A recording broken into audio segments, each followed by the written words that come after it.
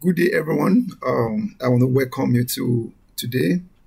Today is a very bright day and it's a very interesting day. It's a day that we're going to be learning something that is critical for every business owner.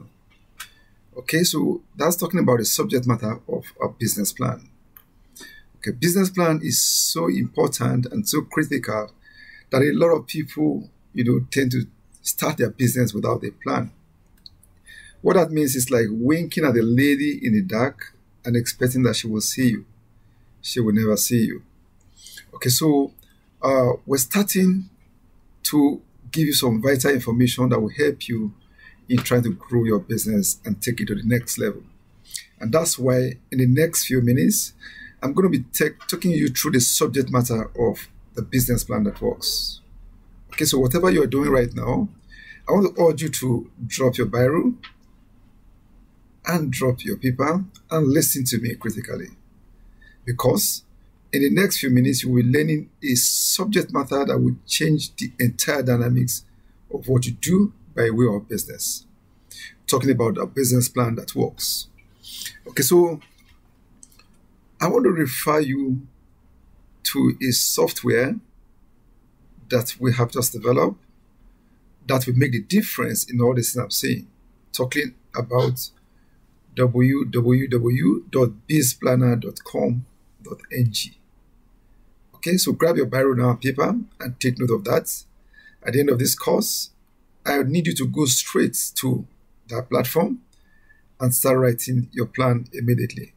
It is a 5-star plan that works. Okay, so what is a business plan? We'll define it shortly, but we want to help to develop your business management knowledge by getting the right tool for you to do your business plan. At the end of the day, going through this course, I want to assure you that you are going to be a better manager at the end of the day. So a business plan helps you to improve the chances of your business successes at the end of the day. So starting to plan your vision for the future. Okay? Some people often think that, people use extraordinary means to get their business going. But one of those lights, one of those illuminations that will help to be able to look at the future of your business is by having an ideal business plan.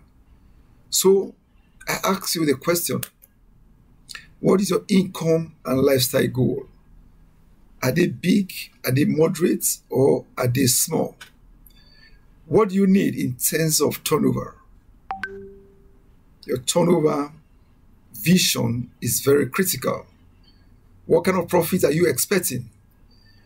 What kind of finance do you want to put in place? What is your capital outlay? Which is something that I want to endure to your heart.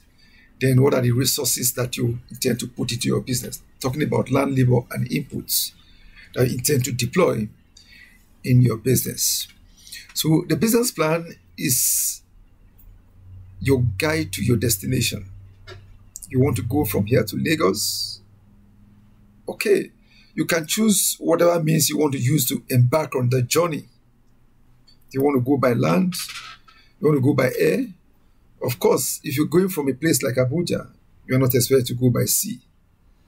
And also, if you now choose to go by land, there are so many ways. You can go by a small vehicle, you can go by a bus, or you can choose to go by what the people call gunguru here in Nigeria. And that will determine the speed at which you're going to arrive there. So a business plan is a roadmap, a detailed document with series of activities, role and responsibilities with benchmarks and timelines. Okay, you should be able to predict by yourself on maybe a quarterly basis or even on a 6-monthly basis or an annual basis what you want to achieve. You need to set targets for yourself, for the business, and for the people working in the business. So there must be benchmarks and there must be timeline to what you're doing. So what are the basic components that must exist or you must find in a typical business plan? Talking about a business profile, we've done a blog, so you can go to our platform www.bizplanner.com.ng. You'll see an exciting document there on what a business profile is. Okay? Most times people extract the business profile out of a business plan to be able to write one. Then, what are the products and services that you're offering? I'm talking to you about items that must necessarily have to be on a business plan. Business profile, product and services, market analysis, operational details, management structures and strategies. Then, of course, we talk about workforce description, financial history, threat and opportunities. Then, of course, you have to look at marketing and promotional plan, marketing budget. Then, of a necessity, you need to have a risk management profile of the company on the plan. Okay? In whichever way you decide to arrange, okay? But the point I'm reiterating is that all these items must find their way into your business plan in one way or the other. So, in a short while now, you can grab your pen and paper now, because I tell you at the end of the next few minutes, you should be able to hazard a guess on how to write your business plan. And I want to encourage you, okay? It's good you give your business plan to a consultant, but let the frame of your business plan be determined by you. And that's why we're taking you through this course. Writing the business plan, there is no one right way. It reflects the nature of the business. And there are broad similarities which I've just shown you in a short while ago, talking about business profile, talking about management, talking about financial plan, talking about management plan, and talking about marketing plan. Of course, risk management. These are basic elements that must be there in one way or the other. Okay? And when you're writing, where most people find issues is in the financial plan. A lot of people tell you that, look, I can write a business plan, but where they normally have challenges is the financial plan. And that is where the portal we have built will help you out. Talking about www.bizplanner.com.ng. BizPlanner is B-I-Z. Okay, planner is P-L-N-N-E-R. Then, of course, .com.ng. So if you go there, you will be able to explore that portal towards being able to write a good business plan that will stand the test of time. So we're starting right away. The first thing you find in a business plan is called the cover page, which forms the preliminary section of the document. The cover page shows who you are. Your colors come into play, your fonts come into play here. Then, of course, your logo. Okay? These days, by the time your brand grows, your business can be identified by the kind of logo that you deploy. The colors. There are some colors that are peculiar to some companies. When you see orange color now, and you want to look at the banking sector, you know what banks that you're going to be talking about. I don't want to name names here. Okay? So consider design and branding, very important. Make sure that your cover page makes an impact. And after the cover page, then you have the table of content. The table of content is essentially a guide to the way you flow your business.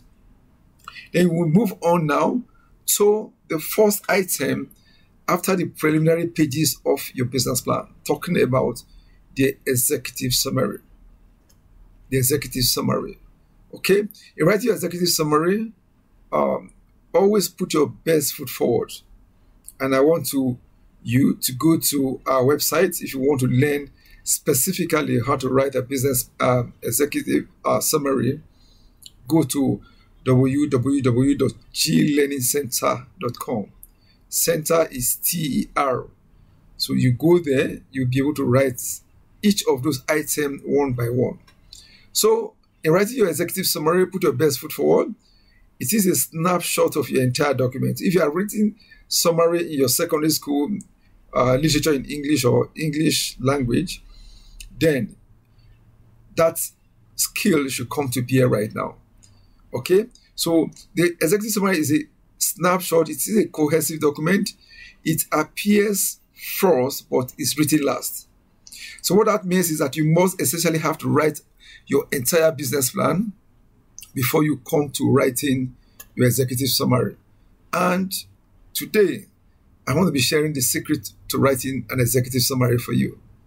So what you do is that if you have 5 chapters, for example, in your business plan, use one paragraph to summarize each of the chapters. And before you know, you have only 5 paragraphs and you have only 1 page, max 1.5 page. Then you're done with your executive summary.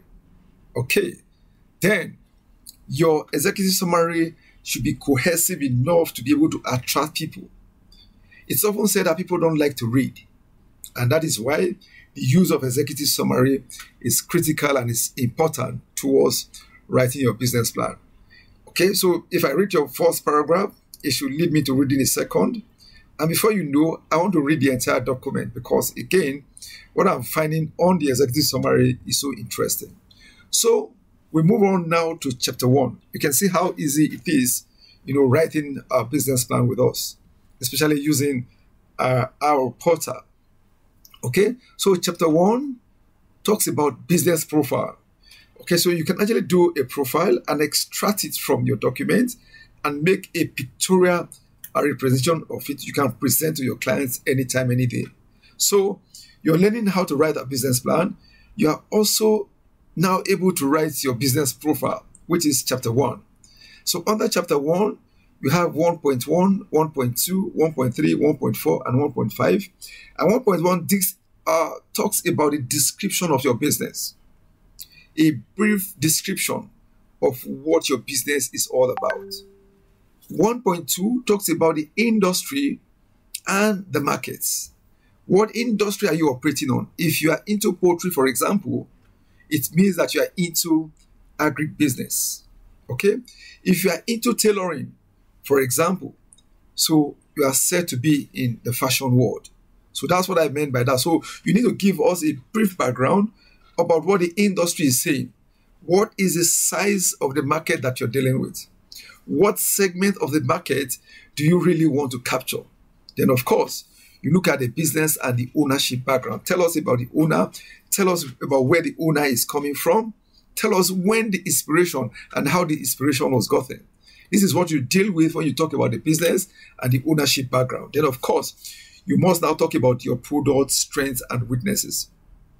A lot of people like to also, they just only want to deal with their strengths. It is important that you also know what the weaknesses are. Okay, the 2 major critical people that require a business plan are the investors and, of course, the bankers that want to give you loan to expand your business. Okay, so a lot of people, I must tell you that for you to actually grow your business, as a secret today, you need a loan to grow your business. Okay? You have been taking loan for consumer items. You want to buy a television that will not put value. I would never encourage you to do that. But if you want to get a loan to be able to buy machines, to be able to drive your business, to make more revenue, of course, that is a good thing. So you tell us about your product strengths and the weaknesses. Then, of course, you are now telling us about those machines that you're using, the facilities, the plants, the production capacity is very important. Okay, if you are doing rice, for example, you're going to be telling us that, look, the machines that we're using has 20 tons capacity per day. So that will enable us to predict what inputs that you require and what output that we're expecting at the end of the day. So once you have this, of course, if you are going to make your business profile a standalone document, then you have to bring in the contacts, your websites, your addresses into place so that whoever is seeing your profile at the end of the day will be able to now come into terms with your business with a view to contacting you. Let me also tell you that the reason for every business is not for showcase, it's for people to contact you to buy your product and your services, so that you can earn income and ultimately at the end of the day, be able to make profits at the end of the day. So, as simple as that, we're done with chapter 1. So you move on now to chapter 2, which talks about marketing plan. Each of these items could be needed in one way or the other, but that's why a business plan is different. A business plan is a cohesive document that has a profile, it has a marketing plan, it has a management plan, it has a financial plan, and of course, it has a risk management plan. So when you bring all these documents together, you will now be able to predict at the end of the day what an amount of profit that you're making. And that's why I tell you that, look, you're in business to make money. Okay? And if you start a business, and that's why it's important to use a plan, and after 3 years, you're not making profit with that business, look, you have to turn that business to an NGO. An NGO is a non-governmental organization. Of course, even when you talk about NGOs these days, there are profit-making NGOs. So for me, life is important, life is critical, profit is very, very important. Okay? So we move on to chapter 2, which talks about marketing plan. Here we have divided it into 2.1, 2.2, 2.3, 2.4, 2.5, and 2.6. So what I'm showing you now is synonymous to the days in school when you wrote your school projects. Okay? So if you follow this format, excellent. In a short while, you're done having a wonderful business plan. So under marketing plan, 2.1, you tell us about the current marketing strategy. Okay? What strategy are you using to drive your product and services right now? What are the customer demography? Okay, talking about sex, okay, talking about age, categorization of your business. You can go as far as talking about the income profiling of your customers. You know, people often say that, look, the Europe and Americas like to make an inroad to Africa, especially Nigeria. But I tell you, it's because of the demography that we have that, you know, whatever product that you manufacture right now, you know, you will be able to make sales and be able to make profit at the end of the day. So you go ahead to do sex disaggregation. You talk about income disaggregation. And of course, you look at age of the class of people that you're dealing with at the end of the day. The market in Nigeria, for example, is so huge, okay, that look, as a tailor, if you come in with a single line shirt product, and you are targeting male, for example, maybe white shirts alone, and you know that our population is over 200 million. So if your shirt targets about 20,000 persons, and you are able to, you know, move that into the market on an annual basis, you are in business. That's the kind of segregation that we're talking about. Then, of course, you have to talk about the competitive analysis. Make sure for every business that you're going into, know who your competitors are. Okay? That's the first thing to do. Know the people that are competing with you, because it is often said that if you wake up in the morning, a chicken that you normally feed will now start pursuing you. I will advise you to run first, because that chicken may have developed teeth overnight. Okay? So you've been doing so well in your business without knowing who your competitors are. A new competitor drops into the market, you know, with a unique selling proposition, comes to take you out of the market overnight. It has happened several times. Okay? You see big brands that were good and they were, you know, sluggish. They refused to adapt and know who their competitors are, and that took them out of the market at the end of the day. So you do a competitive analysis. Much later, as you get to the life of entrepreneurship, especially Entrepreneurship 2.0, where we talk about the fact that, look, you need your competitors, but you need collaborators right now. Collaboration comes in the extent to which that, you know, you have an order that you cannot meet up. What do? You turn to your competitors and convert them to collaborators. Then, of course, what pricing strategy are you coming to the business with? Okay, are you coming in with discount? Are you coming in with large turnover, less profit margin? Okay, so how are you coming in with the pricing strategy? Okay, then of course you talk about sales and distribution information. How do you intend to sell? How do you intend to distribute? Are you using the agents model? Okay, whereby you appoint a there to sell your product for you, or what other form of distribution or are you using? Are you using distributors? Do you take your product to a place like Lagos or Suleja, where a lot of people go and do wholesale purchases, and from there it finds its way into the bigger and larger markets? Those are the things you have to let us know. Then, of course, you talk about the advertising media. Okay, here you determine, is it radio, is it television, is it billboard?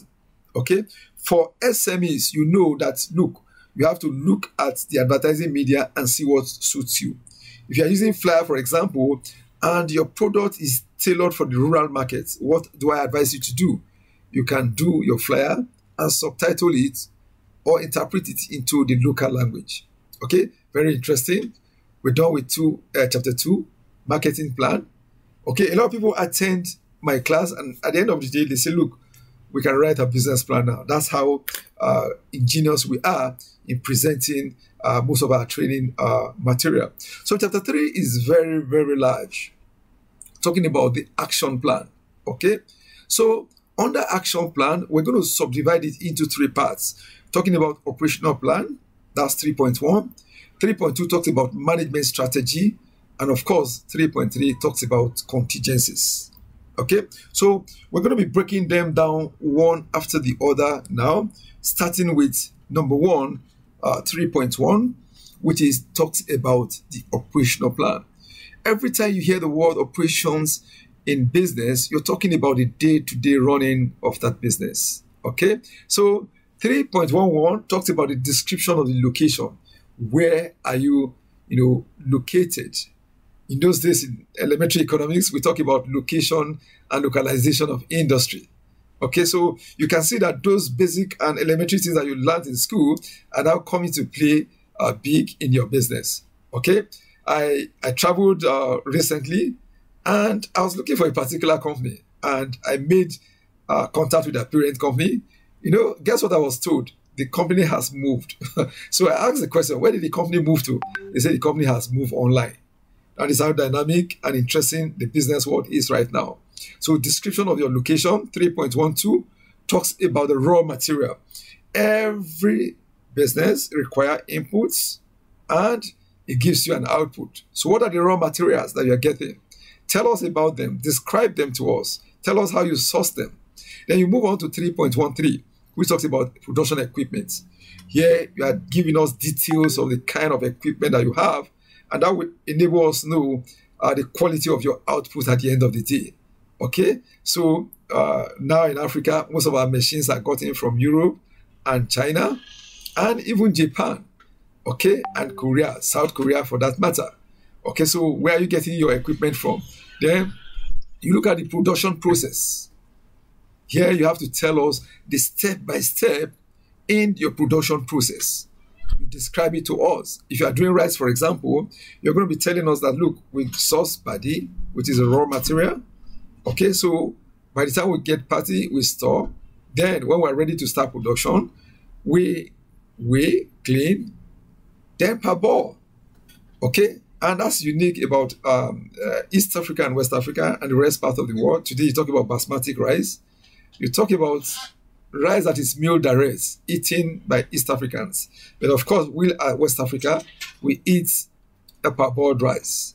Okay, so that's the interesting scenario. You parboil to remove, after parboiling, that soak, you heat up to a certain degree, then you allow it to cool, then you know.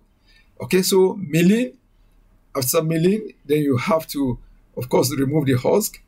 And by the time you remove the husk, you have to now destone, polish, and bag, and it's ready for the market. Okay, so what I've just described now is the production process for rice. You can also have that for tailoring. I'm using basically 2 business models today. the one of rice, and also the one for fashion. We talked about tailoring. Okay, so 3.15 talks about strategy for increasing efficiency.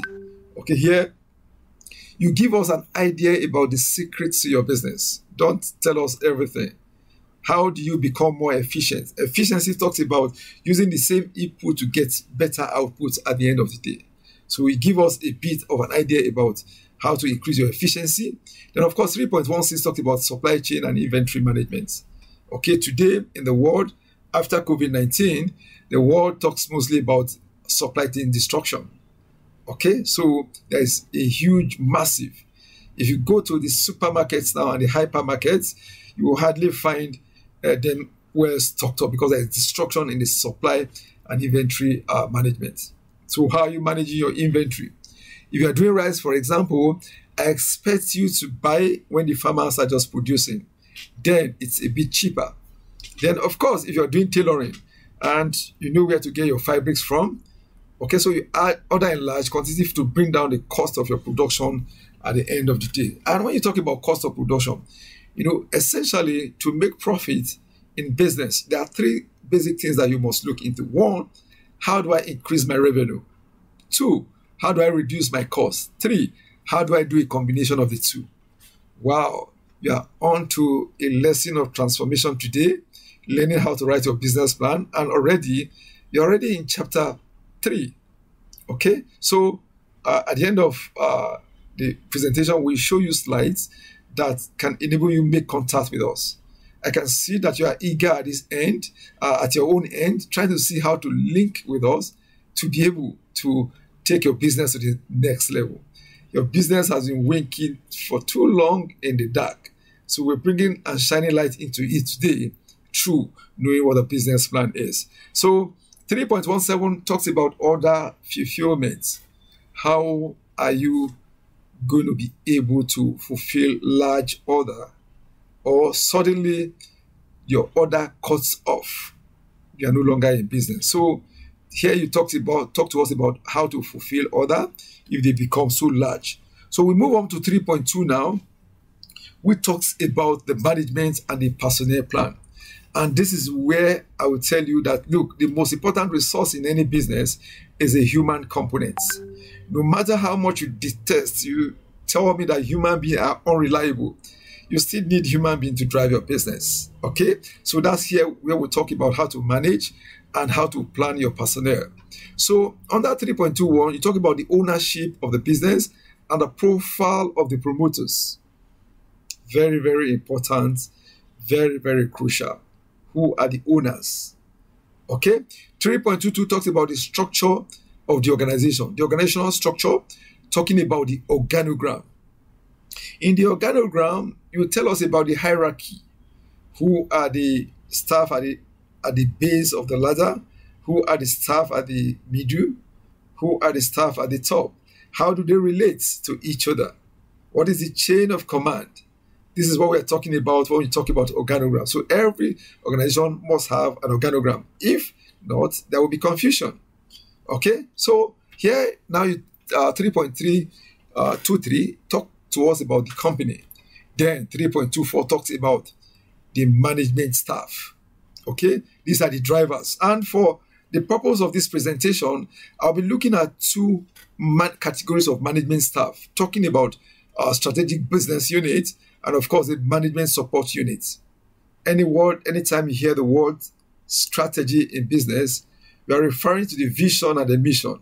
How do you integrate the totality of the business into what I regard to as the vision and the mission of the business? And of course, when you talk about strategic business unit, here you talk about procurement, quality control, sales, and marketing. And don't be bothered if you're a one-man business, you can have all this quality embedded in you. But the secret is that as you start expanding, make sure that you start putting all these departments into place. And one of those important departments is the human resource department, who selects and determines who the entire staffing of your organization should be at the end of the day. Then, of course, you talk about the management support unit. Yeah, you talk about the finance, you talk about the admin, and talk about the human capital department. So 3.25 talks to us about the details of the advisors. Who are your bankers? Who are your auditors? Okay? Who are your legal representatives? I tell you that as your business is improving, people will be suing you to court. So it's not a bad thing when you begin to have cases and your business begin to grow. Okay? As a one-man business, aspire to grow your business to become a conglomerate. Today, everybody wants to be like Inosan Moto. Everybody wants to be like Dangote. Very, very interesting. Then, of course, 3.25 talks about the employee skills and training. So you must tell what are the unique skills that your staff possess. How are you training them? One of the ways that you must train your staff is on the job training. So we move on now to 3.3, which talks about contingency plans. Okay, in most business plans that I have reviewed, this aspect is mostly ignored. Okay, 3.31 talks about recovery strategy. COVID-19 happens to your business. There is interest rate surge. Most times you do an agreement for a loan. People always complain that those agreements are written in very fine small letters that you are unable to read, especially when you are above 40. Okay, but I tell you one critical element that is in that document is that they tell you that as the inflation rate changes, the interest rate is going to change without recourse to you. So you may probably have borrowed at 5% per annum, and down the years, they are telling you now it's now 10%. Okay, it's because of the agreement that you have written. And I will advise you, when you take a loan, the earlier you pay, the better, because you don't know what can happen in future. Then, of course, what about either it's capitalized or windfall? All of a sudden, the price of oil jumps up. There's so much money in the economy now.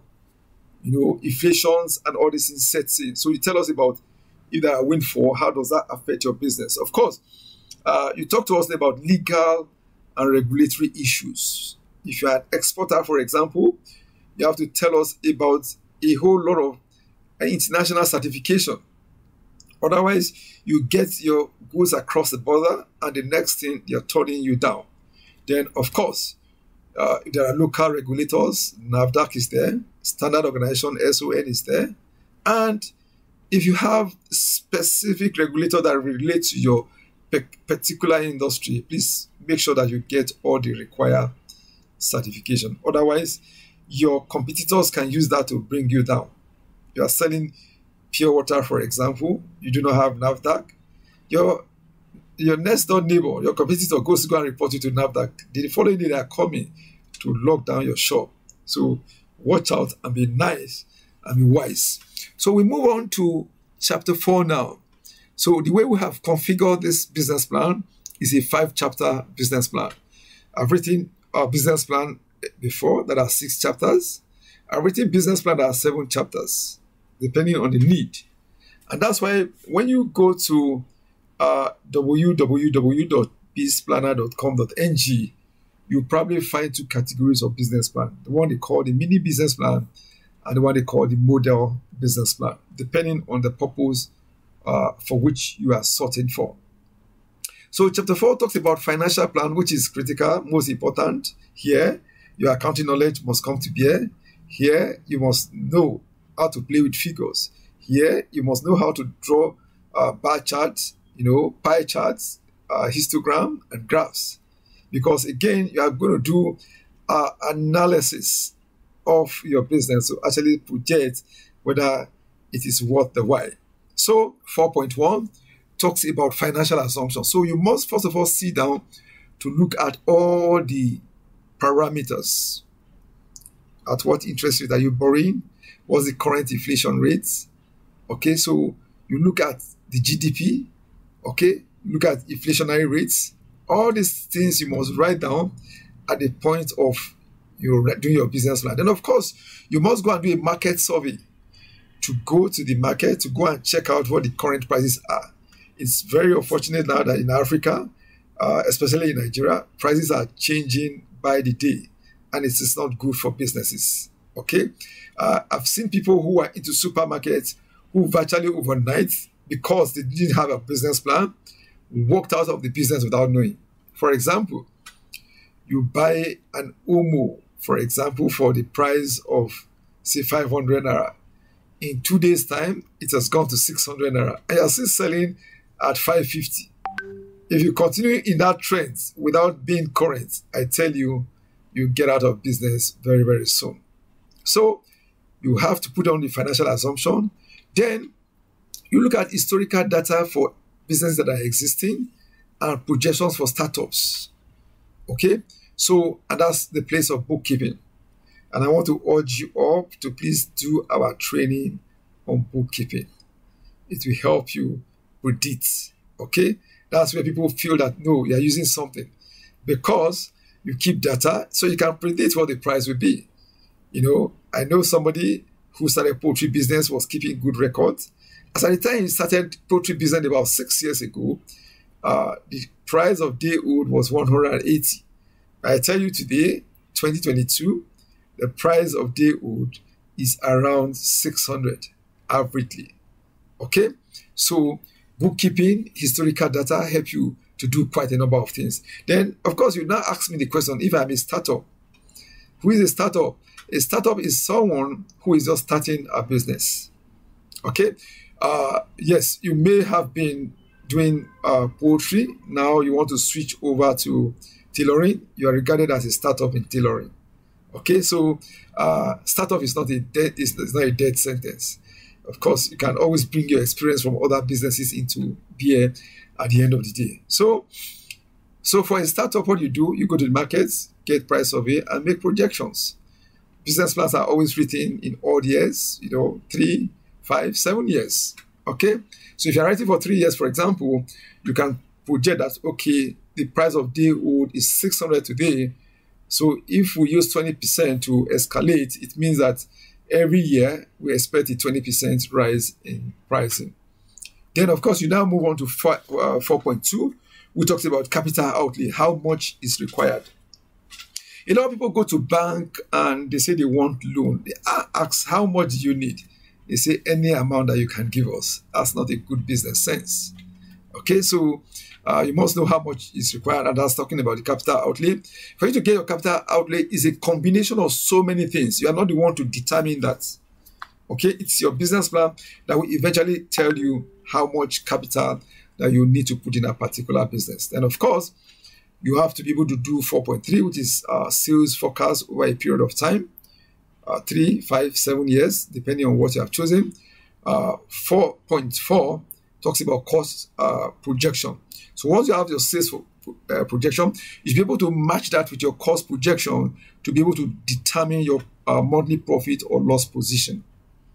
Okay, so if you're starting business for the first time, in the first 1 year, we don't expect you to make profit because you have spent so much on capital outlay.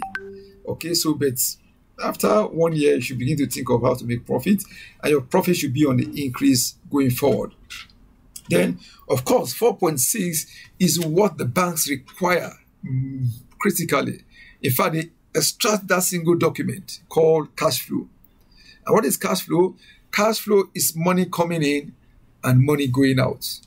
Okay? So what are the streams of income that flows into your business? Okay? And how are they flowing out? So if the way money is flowing in is far more than the way money flows out, then I tell you, you are very, very, very much in business at the end of the day. But if the way money flows out is more than the way money flows in, then I tell you, you're in trouble. The worst scenario or the best scenario could be the way money flows in is equal to the way money flows out into your business. Okay, then, of course, you talk about financial ratios. These are the indicators to determine whether your business is actually performing. Talking about things like profitability ratio, break-even points. Okay, so there are so many ratios that you can need to bring to bear to determine whether your business is in a sound condition. Of course, you talk about 4.8. 4.8 is about sensitivity analysis. Sensitivity analysis. Okay, here, supposing your inputs rises up drastically, what effect is it going to have on your business? And of course, supposing that, people are no longer suddenly not buying your products, what effect does that have on your business? So we check how sensitive your business are to different viability. Then we'll now look at what I regard to as the last chapter, which is very important, talking about the risk, the business risk and mitigation factors. Okay, 5.1 talks about business risk. Here, sit down, pick your barrel, and itemize all the risk that is likely going to happen to your business. And what are risks? Risks are possibilities that can happen that can have an impact, okay, negative or positive on your business. Okay, for the case study that we're dealing with, you look at your raw material supply. You talk about government policy. How consistent is it? Transportation risk. Okay, there are so many risks. So you list all of them. Once you list them, the next thing you're going to do is to try to see how you can prioritize them, which one is more common to the type of business that you're doing. Then, of course, you talk about how to mitigate those risks. If they happen, what are you going to be able to do? Today, as a case study, there is a fuel shortage in Abuja and northern Nigeria. What is simple cause? There is a flood that has covered the Lokoja Bridge. And today, a whole lot of trailers are parked who are unable to bring their petroleum products. And that is a simple reason. And you have done your business plan without taking note of flood. Of course, there are some risks that you cannot, they will occur without, you unable to do anything about that. So what do you do with this kind of risk? My advice is, look, transfer those risks to an insurance company. Very important. So 5.2 talks about SWOT analysis, which is very important. Do SWOT for yourself. Do SWOT for your business. SWOT is talking about the strengths, the weakness, the opportunities, and of course the threats. Okay, strengths are your strong points. Weaknesses are those things that happen and you don't have much control over them. Then opportunities are those things that can make your business to grow.